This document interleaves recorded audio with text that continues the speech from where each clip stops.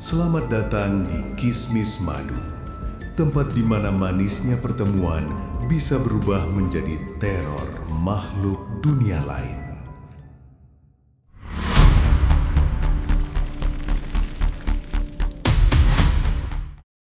Kali ini, kita akan mendengarkan kisah Naufal yang mengira telah menemukan cinta di puncak merbabu. Namun ternyata, ia hanya sedang dijemput oleh maut. Assalamualaikum warahmatullahi wabarakatuh. Matahari baru saja mengintip di ufuk timur, menyapa lereng-lereng gunung merbabu dengan lembut. Naufal berdiri di base camp jalur Tekelan, menarik nafas dalam-dalam. Usianya baru 22 tahun, tapi semangat petualangnya sudah membawa Naufal ke berbagai gunung di Pulau Jawa. Kali ini ia memilih untuk mendaki sendirian, sebuah keputusan yang bagi sebagian orang itu terdengar gila. Tapi baginya adalah cara untuk menemukan kedamaian dalam kesunyian. Merbabu, aku datang lagi. Gumam Naufal sambil mengencangkan tali ranselnya yang penuh dengan perlengkapan camping. Naufal memeriksa ulang perlengkapannya, tenda ringan, sleeping bag, kompor portable, dan sebotol air yang ia pegang erat. Oke, semuanya aman, katanya pada diri sendiri mencoba mengusir rasa gugup. Ini bukan pendakian pertamanya, tapi solo hiking selalu punya cara untuk membuat jantungnya berdegup lebih kencang. Masnya sendirian saja, tanya seorang petugas base camp bernama Pak Darto. Naufal tersenyum kecil.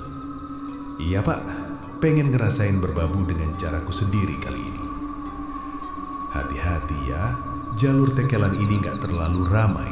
Merbabu ini kadang punya cerita sendiri, ujar Pak Darto sambil menyerahkan buku log pendakian untuk Naufal tanda tangani. Naufal lalu melangkah menuju pintu masuk di mana pepohonan pinus mulai menyambutnya.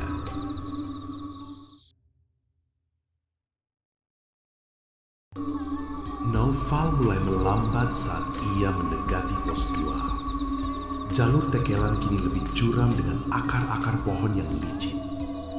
Tiba-tiba, suara langkah kaki di belakangnya membuatnya menoleh cepat.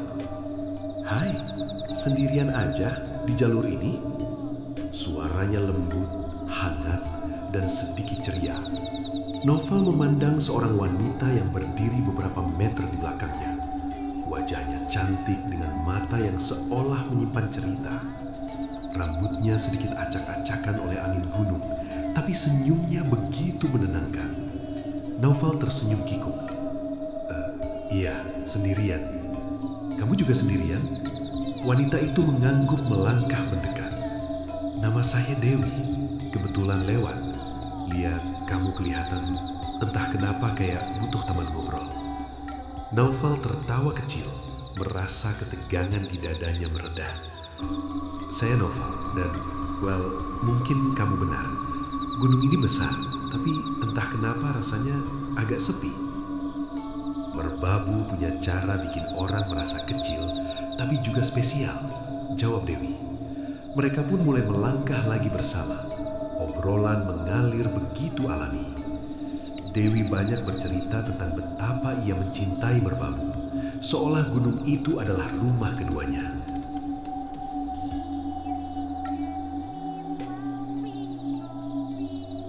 Naufal dan Dewi tiba di pos 3 saat senja. Mereka mendirikan tenda bersama. Naufal sedikit kagum dengan kelincahan Dewi. Ini dia, Chef Naufal present mie gunung deluxe, ujar Naufal sambil menyodorkan mangkuk aluminium ke Dewi. Dewi menyeruput kuahnya dan memberi nilai 8,5. Mereka tertawa bersama di bawah langit yang bertabur bintang. Naufal menatap api unggun. Untuk ketemu kamu, Dewi. Tadi pagi aku sempat ngerasa sepi. Dewi menatap api dengan tatapan yang sulit dibaca. Senang bisa nemenin. Kamu gak boleh sendirian di merbabu. Gunung kadang suka bikin orang lupa diri.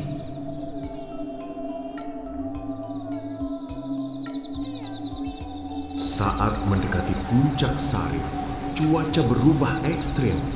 Kabut tebal dan badai mulai menyerang. Dewi mengulurkan tangan dan Naufal meraihnya. Telapak tangan Dewi terasa sangat dingin, tapi sentuhannya membuat Naufal merasa aman. "Tenang, Val, cuma sedikit badai. Pegang tanganku," kata Dewi. Mereka berteduh di sebuah ceruk batu. Dewi memakaikan jaket cadangannya ke pundak Naufal. "Pakai ini dulu, kamu kelihatan beku." Naufal merasa ada ikatan aneh yang terjalin.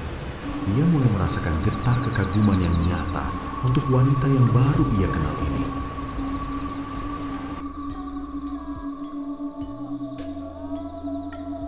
Saat turun kembali ke pos 2, Dewi tiba-tiba berhenti di tepi padang ilalang yang berkilau. "Sampai di sini saja, Val. Aku harus tinggal," katanya pelan. Naufal membeku. "Tinggal? Maksudnya apa? Kita kan sudah janji turun bareng." Dewi menggeleng lembut. "Kamu kuat. Aku tahu kamu bisa. Simpan cerita merbabu ini baik-baik."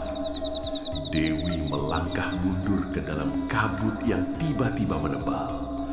Dalam sekejap, sosoknya lenyap. Naufal berteriak memanggilnya, tapi hanya suara angin yang menjawab. 3 hari setelah turun, Naufal tak bisa memejamkan mata. Setiap kali ia menutup mata, ia mendengar suara Dewi berbisik di telinganya. "Naufal, minyak kurang kecap," disusul suara tawa lirih yang dingin. Didorong rasa rindu yang tidak sehat dan rasa penasaran yang nyaris gila, Naufal kembali ke jalur tekelan secara sembunyi-sembunyi pada tengah malam tanpa melapor ke base camp. Gunung malam itu terasa berbeda. Tidak ada suara jangkrik, tidak ada suara angin, hanya kesunyian yang menekan gendang telinga. Dengan hanya bermodal 1 senter, ia mendaki cepat menuju pos 2. "Aku harus membuktikan dia nyata," geramnya. Saat tiba di padang ilalang tempat Dewi menghilang, suhu mendadak turun drastis hingga Naufal bisa melihat nafasnya sendiri membeku. Ia mengarahkan senter ke arah pohon tua tempat ia melihat sepatu rusak tempo hari. Tiba-tiba, cahaya senternya menangkap sesuatu yang berkilau di atas tanah. Sebuah bungkus coklat yang masih baru. Bungkus coklat yang sama dengan yang diberikan Dewi. Namun, saat Naufal memungutnya, bungkus itu berubah menjadi kulit ular yang kering dan rapuh di tangannya. "Kamu kembali, Val." Suara itu datang dari atas pohon. Naufal mendongak.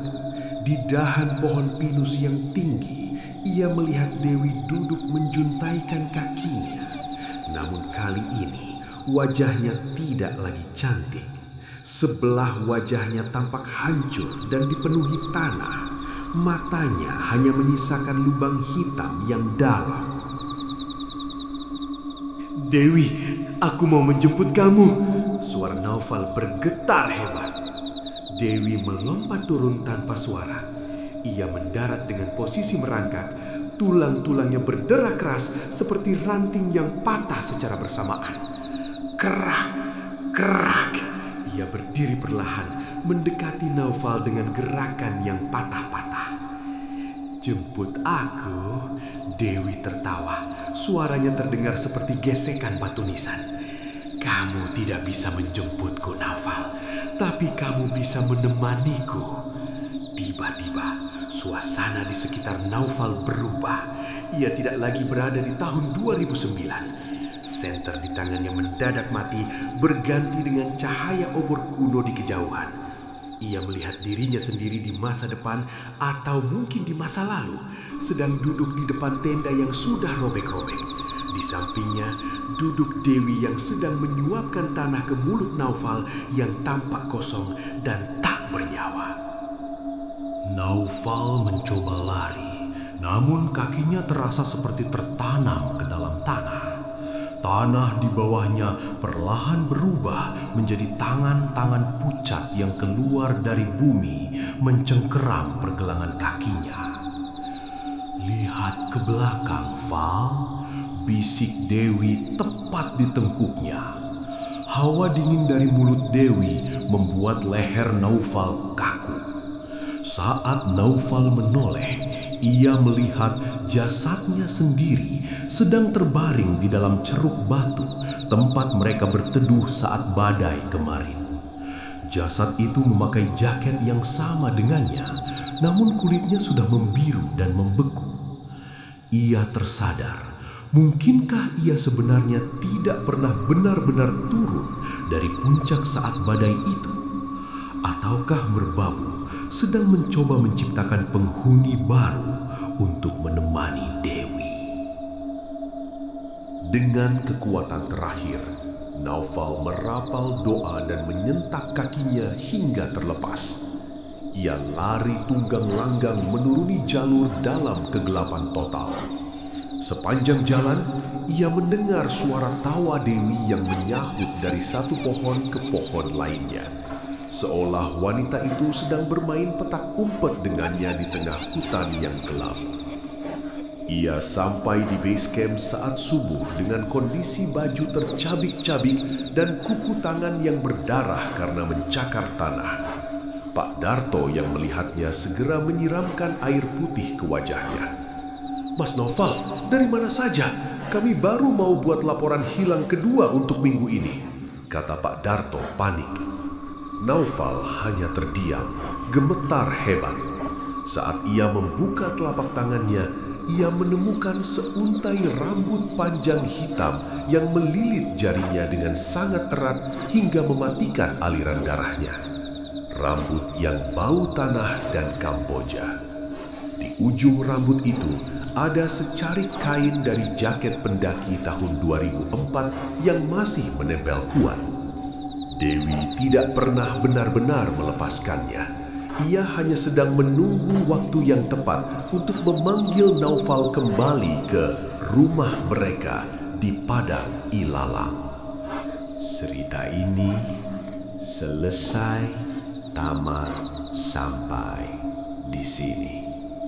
Bagaimana menurut teman-teman semua tentang cerita ini? Silakan tulis di kolom komentar.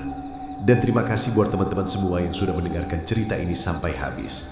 Semoga kalian sehat selalu, panjang umur, bahagia selalu, dan selalu dimudahkan segala urusannya. Dan buat kalian semua yang baru bergabung di channel ini, silahkan klik tombol subscribe dan tombol loncengnya agar kalian tidak ketinggalan cerita terbaru dari kami. Saya mohon maaf jika ada kesalahan kata. Saya pamit undur diri. Wassalamualaikum warahmatullahi wabarakatuh.